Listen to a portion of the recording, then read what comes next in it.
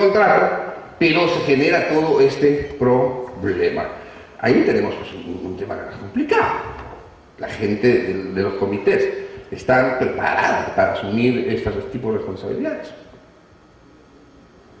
En otra institución pública en la cual yo trabajaba, me enteré de un proceso penal que a los miembros del comité les estaban haciendo.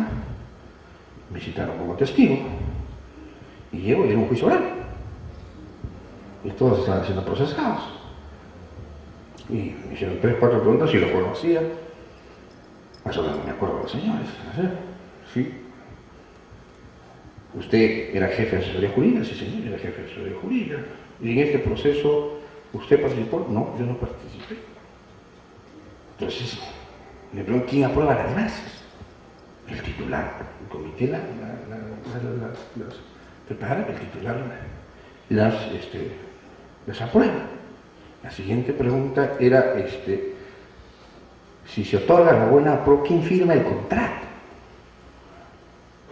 El titular es la persona responsable del contrato. La firma de contratos dentro de esa institución. Y una pregunta más, y varios. Al final me enteré que las personas que eran miembros del comité, que estaban siendo procesadas por defraudación al Estado, al final que habían sido absueltas. Y absueltas por este tema. Las preguntas que me formularon. Ellos que dijeron, señor, nosotros no aprobamos las bases. Nos podemos haber equivocado en el otorgamiento de la prueba de la pro, fíjese. O sea, induciendo error al titular. Pero nosotros no firmamos el contrato. Entonces, el Poder Judicial, que también lamentablemente sobre estos temas conoce muy poco por el cambio de la normativa, la vorágine legislativa, cada rato la cambia. Entonces, ¿verdad pues? O sea, ¿quién firmó el contrato? O sea, entonces el que firmó el contrato fue la persona responsable que le otorgó un contrato que no debería otorgar. Cuando había otros elementos, en serie administrativa, hay una responsabilidad clara, una responsabilidad solidaria, ellos son responsables de los hechos que cometan y todo lo demás. En materia penal, no. El Poder Judicial no lo consideró así. Para mí sí hay una responsabilidad, pero obvio que sí hay una responsabilidad. Entonces, pero sin embargo, el Poder Judicial los terminó absorbiendo, por lo que supe de forma extraoficial. Entonces, ¿qué hacer frente a esos temas? ¿Qué hacer cuando existen estos actos que lamentablemente desnaturalizan todos los procesos? O sea, ¿hasta dónde como administración estamos preparados? ¿Hasta dónde como país estamos preparados para sancionar estos actos de corrupción que lo vemos todos los días, amigos? Todos los días. Lo que pasa es que a veces preferimos no decir nada, o muchos prefieren no decir nada, por no hacerse problemas. Porque si digo algo me van a descalificar y la próxima vez yo no puedo postular. Y entonces entramos en un carrusel de la inacción y de la corrupción. Y somos parte de él, sin darnos cuenta de que hemos entrado en una espiral del cual no podemos salir. Y realmente aquí esto hay que ponerle coto a estas situaciones. Venía en el taxi y escuchaba las noticias que ayer han pasado algunos de estos problemas nacionales, esta discusión de los audios y todo, ¿no? Que ayer han pasado otros audios que vinculan a otras empresas del Estado y todo lo demás. Frente a eso, ¿qué se hace? ¿El Estado cómo se prepara para poder los actos de corrupción y los otorgamientos de las instituciones públicas internacionales? O sea, lo que yo les estoy diciendo, que les cuento en pequeño, lo vemos en grande también, lo vemos todos los días. Pues, ¿qué hacemos frente a eso? ¿Sancionamos a quién? ¿A los chiquitos y a los grandes? Entonces aquí realmente tenemos que ponernos un poco más duros en esta materia, porque realmente es un problema muy serio. Porque creen que las obras a veces cuando se hace, y digo las obras porque realmente a veces las obras es el hecho más, que se ve más rápido, ¿no? Que pasa desde las asesorías, donde yo formo parte, yo participo en los procesos de selección de las asesorías, hasta el otorgamiento de la buena pro en las obras. Hay una espiral de corrupción increíble, desde el proceso hasta la ejecución. Entonces es gravísimo en una o en otra institución pública ganó el proceso la persona que trabajaba como obrero en el negocio de los padres de este titular. Y ganó el proceso. Y en otra institución pública ganó el proceso el guardaespaldas que fue del titular. O sea, ¿de dónde sacó el dinero? ¿Cómo se acreditó la observación de las bases? La Contraloría terminó solamente denunciando, en la resolución que la leí en el diario oficial, pero bueno, denunciando a los miembros del comité y el titular. No, me va a decir, pues que si esa persona que trabaja con mis padres, es obrero de mis padres, yo no voy a saber que está postulando, porque no hay un acto de corrupción indirectamente generado por mí. La persona que está haciendo mi guardaespaldas. O sea, ahí tenemos que, si está bien, comparto, el comité es el responsable, sí pues, pero ahí también tiene que haber una responsabilidad directa de las personas que, desde la designación. Porque a veces se designa a personas que no reúnen los requisitos propios para integrar el comité. Personal en el proceso de selección o se inscriban a un contrato sin contar con la inscripción vigente. Bueno, esto que hemos mencionado anteriormente es un cáncer que se presenta a nivel nacional y que tenemos que estar inscritos en el Registro Nacional de Proveedores para los que participan en pocos procesos. Creo que 25 soles, 35 soles. No es un tema muy elevado, pero sí pues, se necesita estar vigente en cuanto a la participación en estos procesos de selección.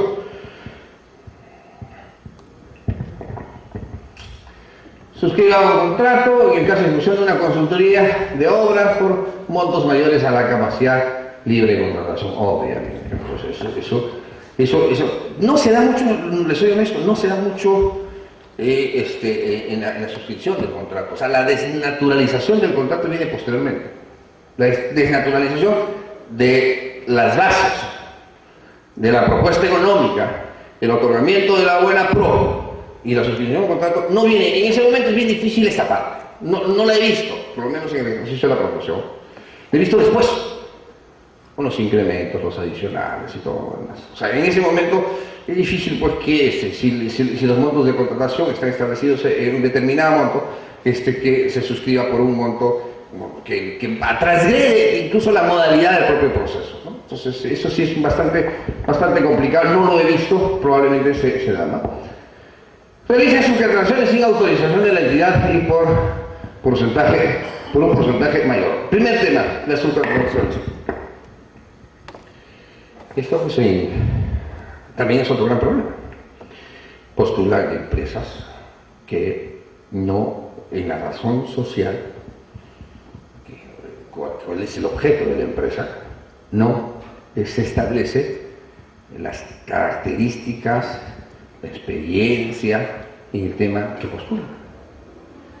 Y entonces a veces dicen, empresa con 5 años, que ya es una de las barreras burocráticas en las cuales el INDECOPI también las calificó. Pero tengo 5 años, pero en otro rubro, venta de productos, venta de cualquier cosa, y me consorcio con alguien que tiene pues menos de un año, con un capital interior ínfimo, pero que sí tiene el objeto social de la propuesta técnica del proceso de selección. Entonces, ¿hasta dónde eso se puede controlar? Tampoco es sujeto de una verificación muy exhaustiva. Entonces, como la empresa que gana la buena pro no está capacitada en el tema de maquinarias, hay 2 o 3 o 4 empresas a nivel nacional que tienen la maquinaria pesada, la mejor maquinaria pesada, el resto subcontrata. O si no, alquila la maquinaria, así de sencillo. La maquinaria pesada se alquila por horas. Y entonces, hacen las subcontrataciones porque la empresa que ha obtenido la buena pro pues, no está capacitada, no está preparada. O sea, ahí la responsabilidad del otorgamiento de la buena pro, la subcontratación cuando el contrato no lo permite la subcontratación. Entonces, obviamente que cuando se subcontrata no se hace público el hecho. Sin embargo, hay que tener cláusulas mucho más drásticas en cuanto a la subcontratación. que debe ser una causal de resolución del contrato, sí, una causal de resolución del contrato, pero ahí hay que ser muy celosos en cuanto a los adelantos. Los adelantos tienen que ser conforme al avance de obra, en caso de las obras, porque si no, pues no tiene ningún sentido que tú le estés otorgando dinero a empresas que no tienen la capacidad de poder llevar a cabo la obra. Ha habido procesos de selección en los cuales ganaba una empresa determinado proceso y le otorgaban pues de cajón le daban el 60% en contra de la ley. Es decir, iniciaba la obra con mi plata, porque la empresa ganadora con mi plata del Estado, ¿no? La empresa ganadora no tenía la plata. Entonces, ¿qué hacer para controlar eso también? O sea, no es posible pues el cumplimiento de la norma, abuso de autoridad por omisión, pues responsabilidad de carácter administrativa. Ahí la responsabilidad, en base a la ley del procedimiento administrativo, en base al 276, la ley de base de la carrera pública, la teoría de la autonomía de la responsabilidad civil es independiente de la responsabilidad penal, y la responsabilidad penal es independiente de la responsabilidad administrativa. Ahí nos atenta contra el Nevis in idem, que nadie puede ser juzgado 2 veces por los mismos hechos, por mandato constitucional, porque hay un principio de la teoría de la autonomía, pero hay que tener bastante cuidado sobre el particular. O sea, ¿cuántos de estos temas están sucediendo todos los días? Yo recuerdo una vez, alcalde, y no es un insulto, por favor, un alcalde semi-analfabeto, no lo estoy insultando, sino que el hombre no había terminado ni siquiera primaria. Justamente, lo escuchaba yo del departamento de Ancash. Yo soy de la ciudad de Huaraz, nacido, crecido en la ciudad de Huaraz. El departamento de Ancash ha recibido 216 millones concepto de canon. El Charate le ha pasado, por gas de camisea, 220 millones. El Charate que llevaba la convención, el Cusco, pero por gas. El canon minero es el departamento de Ancash y la zona del Callejón de los Conchucos. Es el alcalde de Milgas, que es un distrito que es de la zona de afectada, o sea, la zona de radiación del Cano, de San Marcos. Vine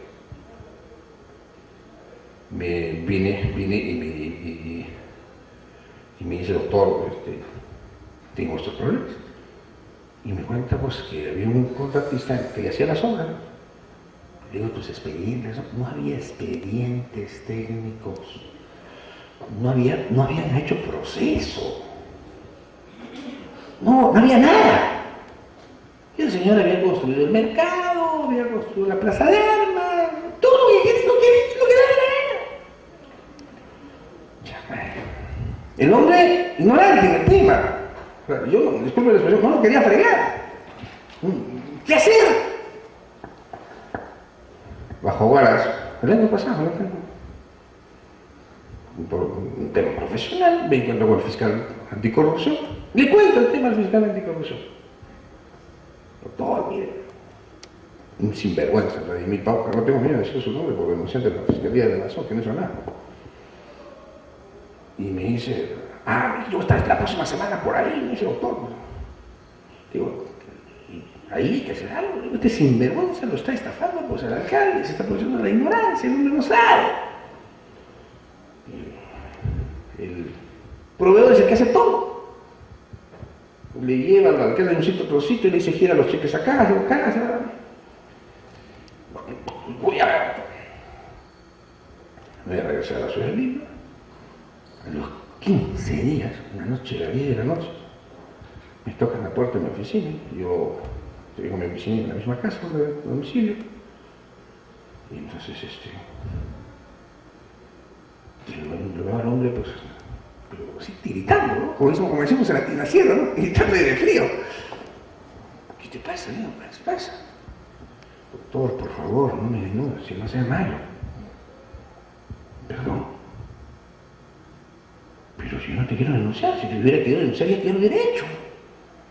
Yo te quiero ayudar, ese sinvergüenza se comiéndose la plata con tuya y saliéndose con zapato y todo. Empezamos a conversar. Y le digo, ¿y a todo esto cómo tú te has enterado? Mire, el doctor, me dice en confianza, el fiscal anticorrupción,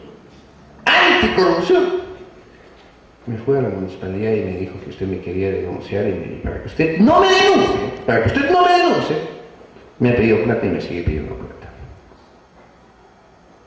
Usted confía, yo le cuento un problema que cómo lo llevo al hombre porque hay un sinvergüenza que se lo está levantando con zapato y todo. Le cuento al fiscal anticorrupción y el fiscal anticorrupción va y lo asalta al hombre a mano armada. ¿Qué hacemos? Denuncio el hecho de la Fiscalía de la Nación y me dice, no, debe ser parte interesada. Fíjense, el solo hecho de ser guaracino no significa tener derecho para denunciar esta situación. ¡Cojonudos! Discúlpeme. Cualquier persona puede denunciar la comisión de un ilícito penal. La Fiscalía de la Nación me salió así. Porque lo denuncié al fiscal anticorrupción y lo denuncié al fiscal de cargo. Y efectivamente, me fui queja y hasta ahora está en la cuenta fiscal. Hasta ahora. Entonces, ¿qué hacer, amigos? O sea, ¿qué hacer frente a más plata tenemos, más corrupción? A esta espiral de corrupción incesante. Por Dios, tenemos que poner coto. Esa falsología que ahora en la campaña se dice mucho. No importa que robe, pero que haga plata. El 44%, por lo menos en el caso de los dineros, han dicho, no importa que robe, pero que haga plata. ¿Qué estamos haciendo? ¿Qué herencia le vamos a dejar a nuestros hijos? Ese es el ejemplo que le vamos a dar a nuestros hijos. No importa, hijito, que robe tu profesor, pero con tal que te apruebe.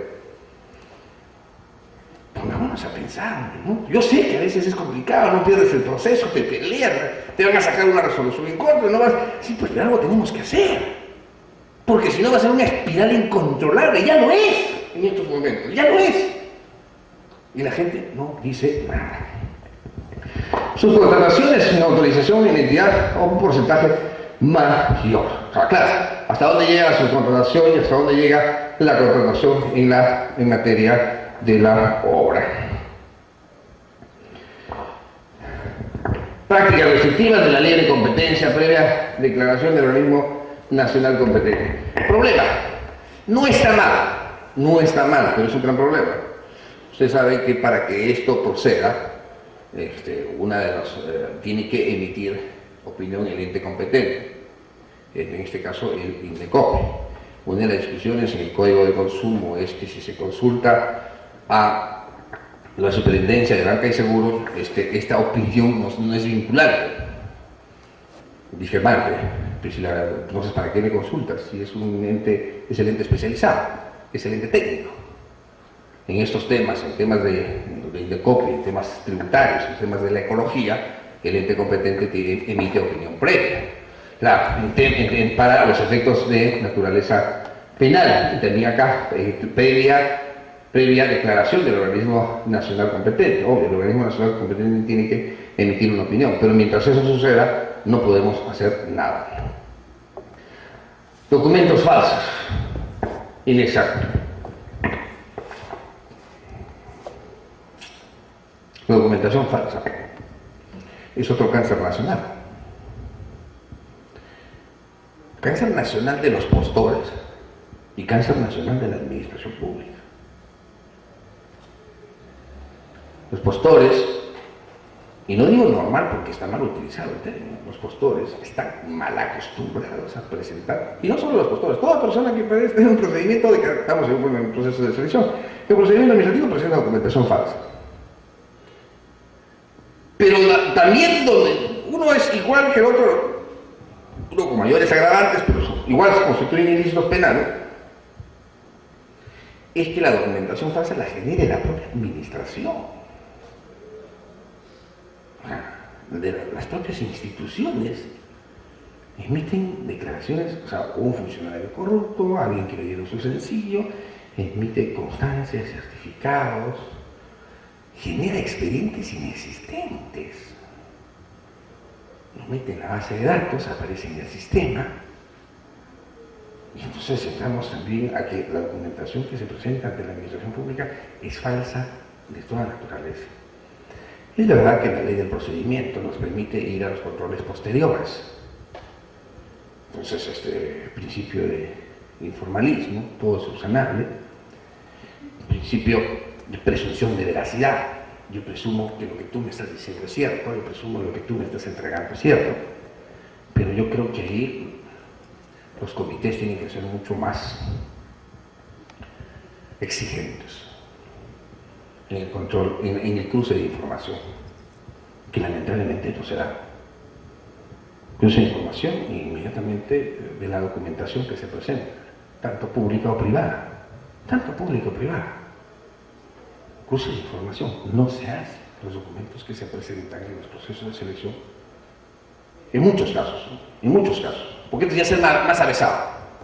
Lo otro de que arreglar mi proceso es, digamos, pues de cuello y corbata. Pero lo suyo hacer muy avanzada, la documentación falsa, todos los días se presenta ante la administración pública. La ley de procedimientos administrativos, estas veces es una causal de nulidad proveniente de un ilícito penal. También en la ley de contrataciones, pero ¿hasta dónde? O sea, inhabilitación y hay condena con inhabilitación permanente. Porque en caso contrario, seguimos generando este espiral de presentar la documentación falsa en la administración pública. Es una constante que los documentos, más de niña sangre, lo que tenemos cerca. Sí. Y ahora es más fácil que antes, ¿sabes? Ahora es más sofisticada, en la medida que avanza la cibernética, la informática es mucho más sofisticado que antes. El escaneado. Escanean con la computadora y igualito te lo sacan. Antes lo superponían, mandaban a hacer el papel, se las ingeniaban. Ahora, más sofisticado. Había antes jueces que verificaban estas famosas constancias notariales y todo lo demás que eran falsas. Hoy en día, con la informática, el escaneo, la computadora, igualito todo, igualito. Entonces el tema es mucho más serio. Ahí tiene que haber mucho más exigencia a los comités de que se tiene que hacer el cruce de información. La ley tiene que ser...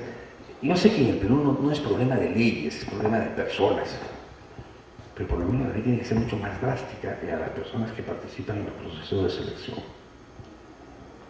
Porque no puede ser pues que se haga un abuso de la condición de privilegio que se tiene en cuanto al proceso, en cuanto a los participantes, en cuanto al otorgamiento de la buena pro, en cuanto a la suscripción del contrato. O sea, creo que si el dinero que administra la administración pública, valga la redundancia, nos pertenece a todos, es público, el derecho público, el derecho penal, que forma parte, pues, el derecho público, está en la obligación de sancionar drásticamente estas conductas.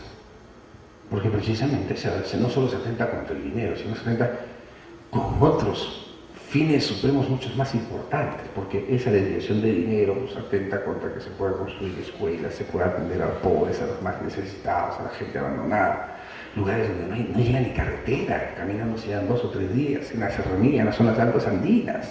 Nuestro país todavía está desarticulado, crecemos, sí, bonito, Lima está creciendo, pero el Perú profundo lo tenemos todavía abandonado, y en consecuencia el mal uso del dinero público debe ser sancionado drásticamente porque eso impide que se le pueda dar un mejor uso a ese dinero en beneficio de las clases más necesitadas, de los más olvidados. Documentos falsos o información inexacta a las entidades o al Tribunal de Negocios. Realmente este es un tema que nosotros deberíamos tomarlo en cuenta con mayor responsabilidad. Interpongan recursos impugnativos contra los actos inimpugnables establecidos en el reglamento, obvio. Porque muchas veces a veces se pide, por ejemplo, la nulidad. Sabemos que la nulidad no existe en nuestros procedimientos, en sede judicial existe la nulidad, o se interpone recursos solamente para poder dilatar. Entonces hay esa sanción, esa conducta de deslealtad frente a la administración, frente a los otros postores, frente al proceso, frente a la propia sociedad, que es la que se va a beneficiar con el otorgamiento de la buena pro, esa conducta dilatoria debe ser reñida. Y al ser recursos impugnativos, los recursos impugnativos vienen firmados por letrado, también con conocimiento de los colegios de abogados correspondientes. El Colegio de Abogados de Lima, en ese sentido, sí, por lo menos desde la época que yo fui presidente del Consejo de Ética, el año 2002-2003, empezamos a sancionar drásticamente estas conductas. Últimamente se ha relajado bastante, pero por lo menos sí hay este tipo de situaciones en las cuales se sancionan las conductas. Constante después de otorgada la conformidad que incumplieron injustificadamente las obligaciones del contrato, incumplieron injustificadamente las obligaciones del contrato, distinto de vicios ocultos hasta los plazos de responsabilidad establecidos en las bases. El incumplimiento del contrato. Pero ¿quién es el responsable del incumplimiento del contrato? Si yo le permito al contratista, que a quien le he otorgado la buena pro, que incumpla el contrato, es responsabilidad en la práctica de la administración. Es verdad que yo tengo un plazo establecido, es verdad que las bases establecieron un plazo de ejecución, pero sin embargo, quien está en la obligación de hacerme cumplir esas bases es la propia institución y las personas a quienes se les ha encargado para tal hecho. O sea, allí no solamente hay una responsabilidad de las infracciones en cuanto a los postores, sino también hay una responsabilidad en cuanto a los funcionarios de la administración pública que permiten que se pueda hacer estas conductas. Sanciones.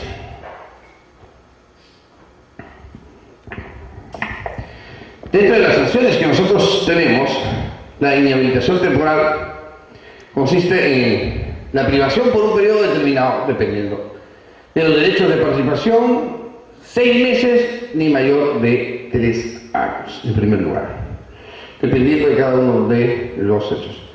Yo creo que, claro, cuando los hechos se constituyen, más adelante lo vamos a ver, una conducta reiterativa, ya viene la inhabilitación.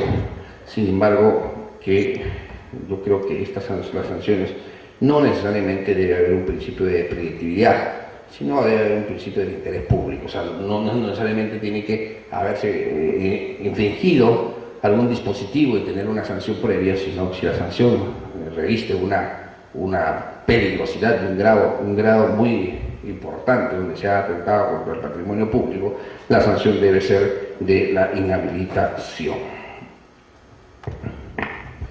La inhabilitación definitiva.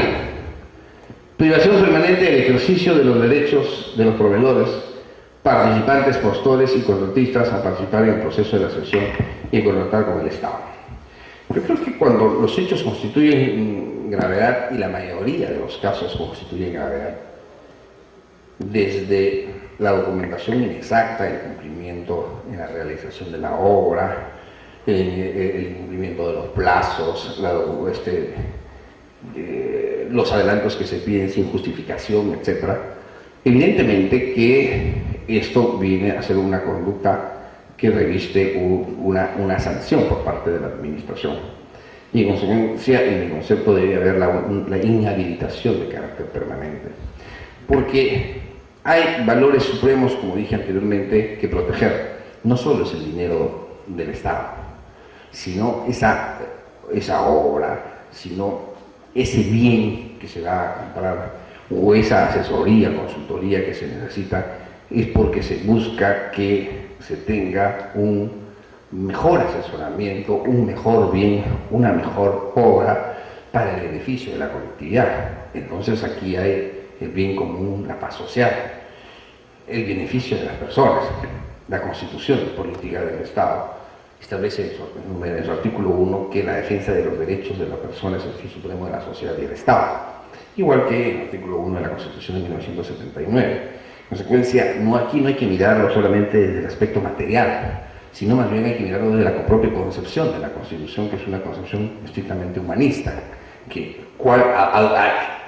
el ratio leyes, ¿qué es lo que yo buscaba cuando quería hacer esa obra? ¿Qué es lo que yo buscaba cuando estaba adquiriendo ese bien? que es lo que yo buscaba cuando estaba contratando un servicio de asesoría o de consultoría. ¿A dónde quería llegar? A dar un mejor servicio a la colectividad, a comprar un bien que le pueda servir a la colectividad, a hacer una obra que le pueda servir a la colectividad.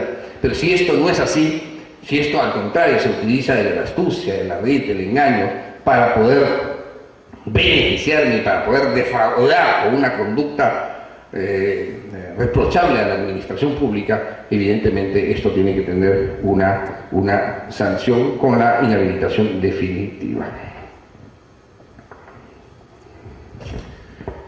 Aquí es un tema, fíjense, 4 años a una persona no jurídica, se le pongan 2 o más sanciones que en su conjunto sumen 36 o más meses de inhabilitación, el tribunal resolverá la inhabilitación definitiva. O sea, ¿por qué esperar que un periodo de 4 años,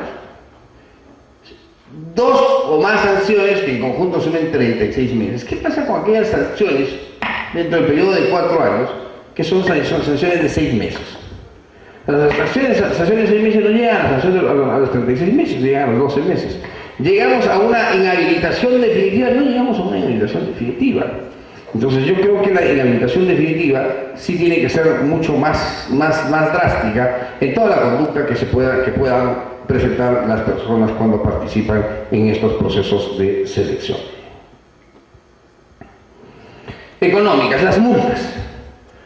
¿Tiene alguna razón de ser las multas, las sanciones de carácter económica? O sea, se busca ¿qué cosa? Resarcir al Estado con un perjuicio. El perjuicio es mayor. El perjuicio, una obra mal ejecutada, un bien mal adquirido, una asesoría mal brindada, el perjuicio es mayor que la sanción económica. La sanción económica es una sanción limitativa. Simplemente fíjese al extremo que llegamos. Estoy llevándolo al tema material, al tema del valor monetario, una conducta que transgrede los dispositivos legales, que transgrede la norma para sacarle la vuelta al Estado, para sacarle la vuelta al administrado. Como tal, nosotros no deberíamos establecer esto como un tema accesorio, pero una sanción principal debería venir la inhabilitación, siendo la inhabilitación una sanción principal, en consecuencia la sanción de carácter económica es secundaria. Esto se ha querido, no sé si es...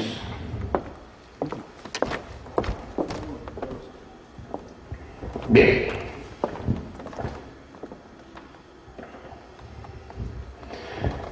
Las sanciones que se impongan no constituyen invento para que el contratista cumpla con las obligaciones derivadas de los contratos anteriormente suscritos con las entidades. Es un tema distinto del cumplimiento contractual. Pero ¿qué sucede? ¿Qué sucede si hay un incumplimiento contractual?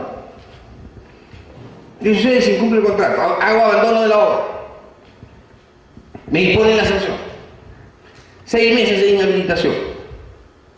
Hago abandono de la obra y me dieron un adelanto hasta el 80%. No cumplo con los plazos de la obra. Pues cuenta al OCE, el OCE lo notificará, iremos de repente a un arbitraje, pero igual hizo abandono de la obra. ¿Hasta dónde va a ir la sanción? Entonces, puedo obligarlo a, lo que hablábamos hace un momento, puedo obligarlo a que cumpla la obra si esta persona quiere justificar de que por adicionales, costos no previstos en el expediente técnico, la obra ha resultado mayor. Puedo obligarlo a una persona que no es sancionado a que incumpla la obra. Claro, la sanción es, te pongo para siempre una sanción de inhabilitación permanente y ya no puedes postular. Pero ¿hasta dónde puedo llegar de poderle exigir que cumpla la obra? Mi única fortaleza que ahí tengo es la carta fianza. Pero ¿qué pasa con las cartas fianzas que no se renuevan? La carta fianza, mucha complicidad en la administración pública. El banco regila la carta fianza, sí. La carta fianza es renovable. Se vence la carta fianza y no la renueva. y el responsable en la administración de pedir la renovación de la carta fianza, que ya no es el comité, porque la carta fianza entra en custodia, normalmente al área de administración, y no se pide la renovación. No se ha renovado la carta fianza. ¿Qué hago ahí? O sea, responsabilidad del administrador, sí, pues lo saco al administrador. ¿Y cómo le obligo a que continúe la obra? No hay carta fianza en ese momento, la carta fianza está vencida. No ha sido renovada. Nosotros nos encontramos una vez con un caso. La constructora nos decía, denme tanto y yo termino la obra. Me falta 260.000 soles aproximadamente y yo termino la obra. Y nosotros decíamos, ok, te damos los 260.000 soles, dame tu carta fianza. Y no nos quería dar la carta fianza. Entonces, ¿cómo le doy los 260.000 soles? La administración pública, lamentablemente, se presta mucho a ese juego. No le dimos los 260.000 soles. Dame la carta fianza. Pues la carta fianza, yo sí, me incumple, le puedo reventar la carta fianza y le cobro la carta fianza. Porque es ejecución inmediata. Previa verificación de que esta haya sido emitida conforme a las formalidades. Pero si la carta fianza, si no tengo carta fianza, ¿qué le exijo? Cuando ya llego a estas alturas, es porque el contratista es una persona que está acostumbrada a hacer estas cosas. Y como está acostumbrada a hacer estas cosas, ya no renovó, sabe que se venció su carta fianza, no la renueva, no se la pidieron, o se la pidieron y no hizo caso. Y entonces nos encontramos frente a un problema que no tenemos carta fianza. Y al no tener carta fianza, ¿cómo le pido que culmine la obra? Termina el proceso, o abandono la obra, a los 2 días constituye una nueva empresa. Constituye una nueva empresa. Y para postular a los procesos se consorcia con otros para obtener la antigüedad que pueda sostener en cuanto a la adjudicación del proceso. Entonces, es un problema bastante serio en cuanto a los pagos. Yo creo que los pagos, los adelantos, el 30, 60%, etc., deben siempre ir condicionados a la vigencia de la carta fianza y a la renovación de la carta fianza. Ustedes me dirán, la ley lo dice, sí, pues, pero ¿qué pasa con la administración pública que no exige que ésta se haga? Lo vemos todos los días. No hay carta fianza y en consecuencia no puedo exigirle que cumpla con el contrato de terminar la obra. Ya está sancionada, está en proceso que la sancione, pero no puedo obligarle a que cumpla con el contrato. La imposición de las sanciones es independiente de la responsabilidad civil o penal que pueda originarse con las infracciones cometidas. ¿Hasta dónde podemos ir? Administrativamente lo sanciono y lo inhabilito. Civilmente, tendría que iniciar un juicio de daños y perjuicios, una responsabilidad civil, incumplimiento contractual, daños y perjuicios. Le gano el proceso civil. No tengo que cobrarle, no tengo que embargarle. Cumplimiento de contrato no tiene nada de empresa. ¿Qué pasa con esa sentencia? ¿Qué vamos a hacer sentencia civil? La pongo en mi oficina colgada como un trofeo y nada más. No puedo ir a hacer. En materia penal, si es incumplimiento contractual, fíjese, si es incumplimiento contractual, ¿puedo alegar una responsabilidad penal? No. Porque desde el Ministerio Público me va a decir, señor, esto es un tema civil, váyase a la vía civil. ¿Qué cosa podría iniciar? Una denuncia penal, estafa, falsos títulos, calidad simulada, induce a error a alguien. Pero estafa habría sido en el momento del proceso, en el momento de la postulación, o en el momento del otorgamiento de la buena prueba. O sea, me ha inducido a error legal. Ya estamos en una etapa distinta, estamos en una etapa de culminar la obra. Estamos en una etapa de ejecución de la obra. Defraudación al Estado es el interés en los contratos. Me he interesado en el contrato. ¿Quiénes interesaron? Los miembros del comité. Yo era el postor, yo soy el cómplice. Corrupción de funcionarios. Yo lo corrompí, yo le pagué para que me otorgaran la buena pro. ¿Pero qué más? Asociación ilícita para delinquir. Poco ojalá de los pelos que lo meto por ahí. ¿Hasta dónde lo puedo llevar yo a una persona en la responsabilidad de carácter penal en el incumplimiento de contratos? No estoy diciendo en otro tipo de ilícitos penales. A un funcionario público lo denuncia por peculado, permitió que se apropiaran de los caudales que estaban bajo su custodia. Peculado omisivo, claro que sí. Los caudales estaban bajo su custodia y salieron de la esfera, del dominio de él. Y entonces, él permitió con esa conducta y lo puedo condenar. ¿Cómo lo sanciono administrativamente? Administrativamente le hago proceso administrativo, lo destituyo. Fíjese, o sea, lo que puedo hacer como un funcionario, un servidor. Peculado cubre también un servidor puede cometer. Peculado, el tesorero. Aunque es un cargo de confianza, el tesorero, es uno de carrera, deja la puerta abierta, se va a los servicios higiénicos, ya que está todo el dinero, viene y se lo lleva. Peculado omisivo, omití los deberes de cuidado. Se llevaron la plata que estaba bajo mi custodia. Me instauran proceso, administrativamente me destituyen. O sea, a mí, funcionario público o servidor público, la administración pública tiene cómo sancionarme. Con proceso, me votan. No solo eso, cuando el Ministerio del Proceso publica la resolución de la instalación del proceso en el diario oficial del peruano.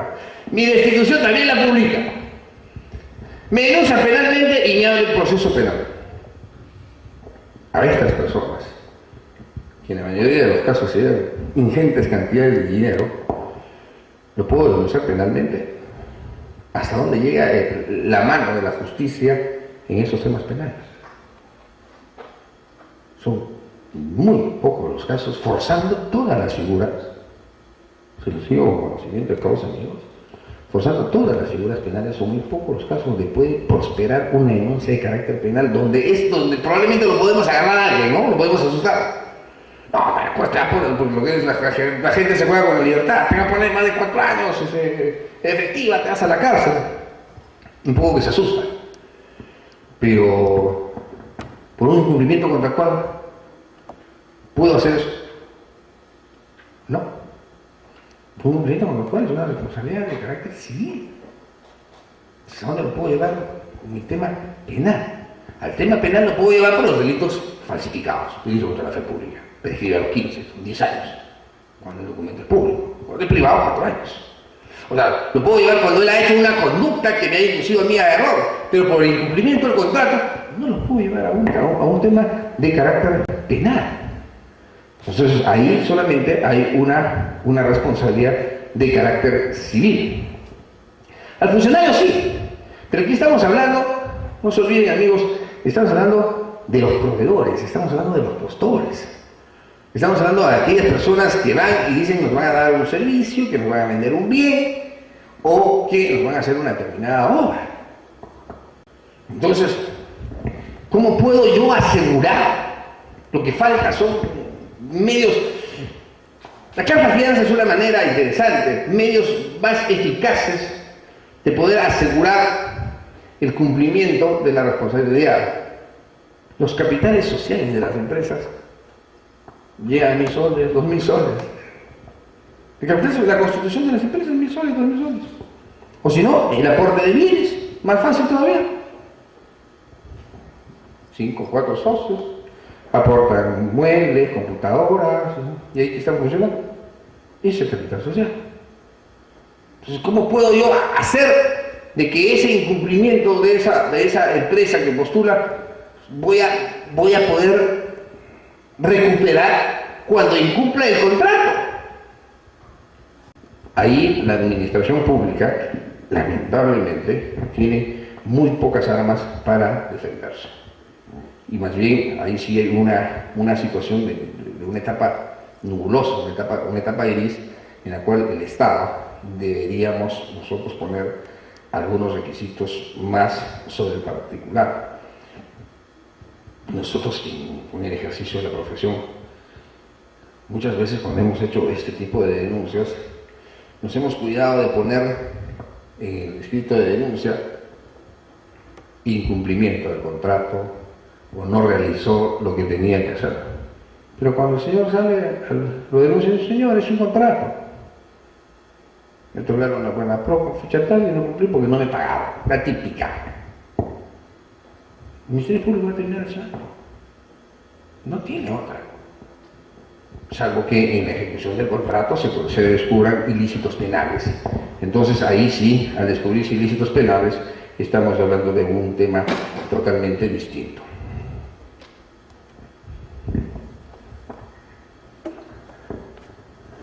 Causales de imposición de sanción a árbitros en materia de contratación. Les decía, amigos, en cuanto al arbitraje del día de hoy. El arbitraje nosotros es los tribunales arbitrales o los árbitros unipersonales cada día están adquiriendo mayor importancia en nuestro país. La conciliación y el arbitraje es una forma de la solución de controversias y evitar la judicialización de los procesos. Sin embargo, el arbitraje nosotros tenemos que hacerle una mayor difusión. Hoy en día, en estos temas de procesos de selección, la ley exige que toda controversia nos vayamos a un arbitraje. Eso nos parece bien, porque de esa manera evitamos irse a un proceso judicial. Y una vez que se emite el laudo arbitral, este es ejecutable. Porque en caso contrario, en cuanto a la ejecución de los contratos, terminaríamos discutiendo los mismos en sede judicial por un tiempo prolongadísimo, 5 o 6 años. Los gobiernos de turno pasan, las autoridades pasan y los procesos terminan por perderse. El arbitraje, hoy en día en la administración pública y en los contratos que se celebra a nivel de la administración pública, tiene que ser más alentado, más personal, más fortalecido.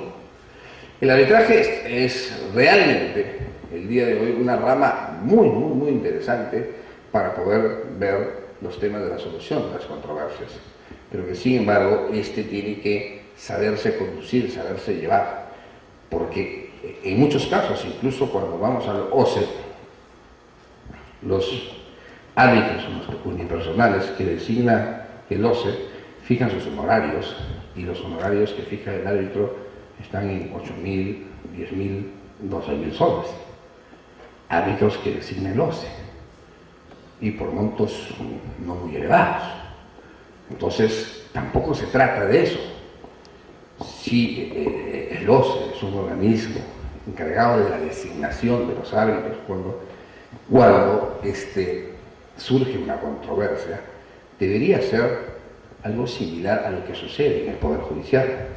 Cuando hay un peritaje, se paga el peritaje de acuerdo a la tabla que establece el colegio correspondiente, y los peritajes mayormente no son elevados.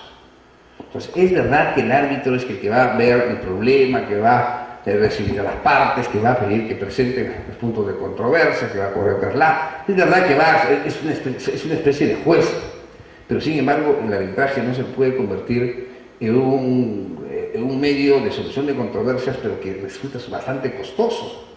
El arbitraje tenemos que sincerarlo más, así como en la conciliación hoy en día se ha difundido más, digamos, hay más centros de conciliación a nivel nacional y hay lugares muchos más cómodos que otros, y el usuario, el justiciable, escoge a dónde va y pide los servicios de los centros de conciliación.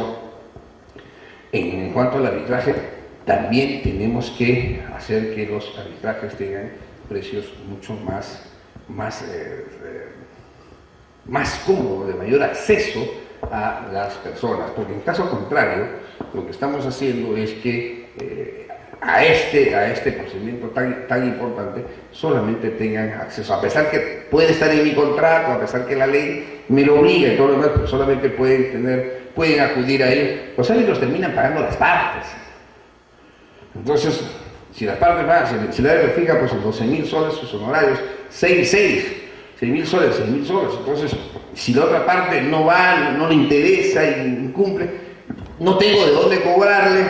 Entonces, ahí tenemos que hacer que el arbitraje sea un poco más barato, que el OCE cuando designe a los árbitros, en vez de que designe a personas que solamente pues, es de favor, que se designe también a personas que puedan hacer arbitrajes mucho más cómodos, mucho más baratos, que permita que los procesos, las controversias que han surgido en estos procesos de controlación con el Estado puedan solucionarse lo más pronto posible.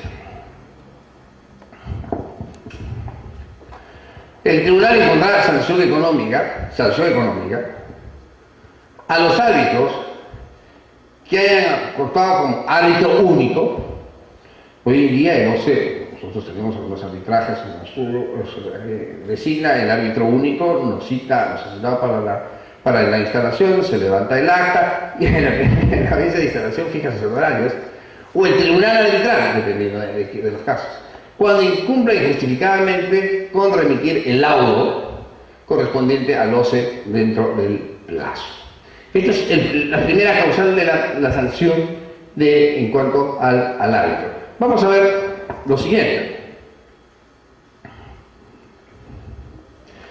Cuando se considere que existe responsabilidad por parte de los árbitros, con un párrafo anterior debe remitir al tribunal todos los actuados, que incluyendo un informe del cual identifique el citado incumplimiento que habría incurrido los árbitros en un plazo que no excederá de 10 días hábiles. Pero ¿quién remite estos actuados? Si el OCE designa al árbitro unipersonal.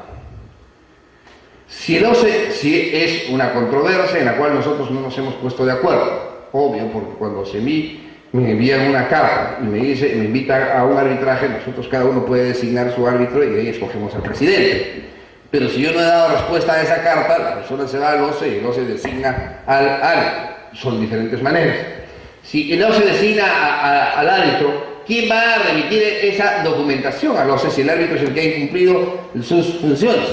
Tendría que quejarlo al árbitro ante el OCE para que el OCE le pueda pedir la documentación, que con la cual se ha transgredido el debido procedimiento, que más adelante vamos a ver. En caso contrario, no hay manera de que esto pueda ser elevado. En el caso de los tribunales, yo designo mi árbitro a través de la comunicación, por escrito, la otra parte designa su árbitro, los dos árbitros nos juntamos, nos ponemos de acuerdo y designamos al presidente. ¿Correcto? Entonces designamos al presidente, pero si ahí los árbitros incumplen, ¿quién va a elevar el expediente?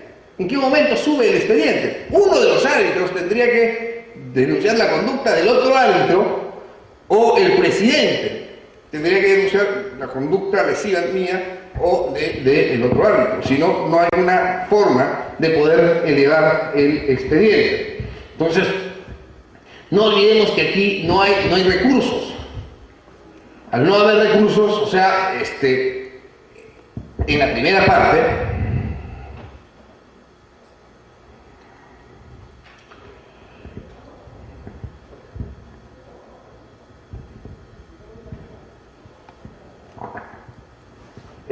incumplan con remitir el laudo. Ya estamos hablando del laudo, o sea, no estamos hablando de la conducta procedimental del árbitro. Es que cuando no ha cumplido con emitir el laudo, ¿cuándo tiene que emitir el laudo? El laudo emite cuando el OCE lo ha asignado, o comunico al OCE que estamos en sede arbitral. 10 días para que sea elevado al OCE. El tribunal evaluará los actuados y de concluir una responsabilidad sancionará económicamente a los árbitros con una multa no menor de 1 ni mayor de 4 unidades impositivas tributarias. 3.650. 3 por 4, 12.000 soles. 3.650.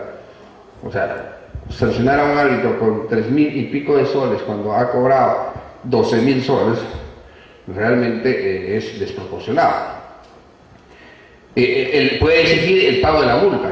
Aquí debe haber una expresión mucho más profunda, mucho más clara. Aquí la inhabilitación para que pueda hacer de árbitro o pueda ser propuesto como árbitro, porque no solo debería ir con una multa, porque así como en el órgano jurisdiccional existe una actuación no correcta de un magistrado y tengo a dónde acudirlo, aquí puedo quejarlo a un árbitro, puede irse al OCE y el OCE termina solamente multando. ¿Cuándo evito que ese señor pueda ser nuevamente árbitro? No mío, porque yo ya no lo voy a pedir, pero árbitro de la otra parte para otros casos, no conmigo, porque evidentemente no va a venir, sino para evitar que siga haciendo eso, que siga adoptando una conducta antiética, una conducta no profesional en el arbitraje. Entonces, la sanción aquí debería ser la inhabilitación de arbitraje, o si no, una sanción de 1 o 2 años en el ejercicio del arbitraje. Los consorcios. La ley de contrataciones permite que podamos hacer consorcios para poder participar en los procesos de selección. Entonces, con los consorcios, evidentemente, puedo elevar mi puntaje o puedo suplir algunas deficiencias que yo tenga como postor. Y en consecuencia, la ley me permite prácticamente participar a través de los consorcios. Las infracciones cometidas por los postores, promesa y consorcio de la participación en el proceso de selección se imputará esencialmente a la parte que haya cometido, al consorcio. Porque si estamos hablando de que esta es una sanción para el consorcio, la sanción es para el consorcio, no va a ser para terceros. Los consorcios durante la ejecución del contrato se imputará a todos los integrantes del mismo. O sea, estamos hablando primero en el proceso. En el proceso es una sanción que le corresponde al consorcio, y segundo, en la ejecución al consorcio. ¿Qué sanciones podemos sumar? Las mismas que hemos visto en cuanto a los postores. Las mismas que hemos visto, que va desde la responsabilidad de carácter administrativa con la sanción correspondiente hasta la inhabilitación, como la responsabilidad de carácter civil, como la responsabilidad de carácter penal. En los consorcios, lamentablemente, también se presta mucho para poder hacer actos fraudulentos. El consorcio se presta para que se pueda desnaturalizar el objeto de la postulación de empresas o de personas que reúnan las características que las bases exigen. Entonces, en ese sentido, cuando existan consorcios, cuando yo me puedo consorcionar, los comités deben ser mucho más celosos, mucho más exigentes sobre el particular. La obligación de informar sobre supuestas infracciones. Causal. El tribunal podrá tomar conocimiento de hechos que puedan dar a la imposición de sanción, ya sea de oficio o petición motivada. Petición motivada, una queja, el derecho de petición. El derecho de petición es una garantía constitucional plasmada en la Constitución Política del Estado. Los recursos impugnativos, nosotros cuando revisamos los recursos impugnativos en el artículo 106 de la Ley de Procedimientos Administrativos, la consideran como un recurso de petición, el derecho de impugnación. El 206 el derecho de recurrir. Contra otros órganos, entidades o denuncia de la decisión iniciada del correspondiente procedimiento administrativo sancionador corresponderá al tribunal. O sea, ¿a dónde lo puedo quejar? ¿A dónde puedo poner en conocimiento del hecho ante el tribunal? Entonces el tribunal, una vez que toma conocimiento, pedirá las informaciones correspondientes y admitirá evidentemente la queja, la solicitud que se presente y pedirá la documentación, la información correspondiente dentro del plazo que se ha establecido de los 10 días, ¿no? Ahora, puede tomar conocimiento de oficio si